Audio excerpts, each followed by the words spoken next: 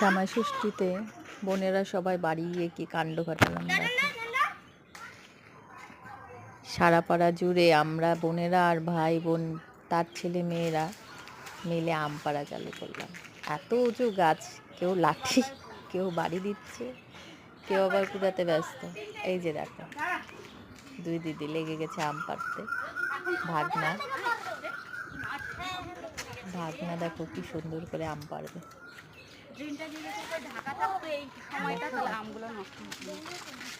এই দৌড়চ্ছে শুধু এদিক দিয়ে ওদিক দিয়ে, আবার লাঠিটা ও তো পারলো না, দিয়ে দিল দিদির হাতে। দিদি দেখি এখন আম পাড়তে পারে কিনা।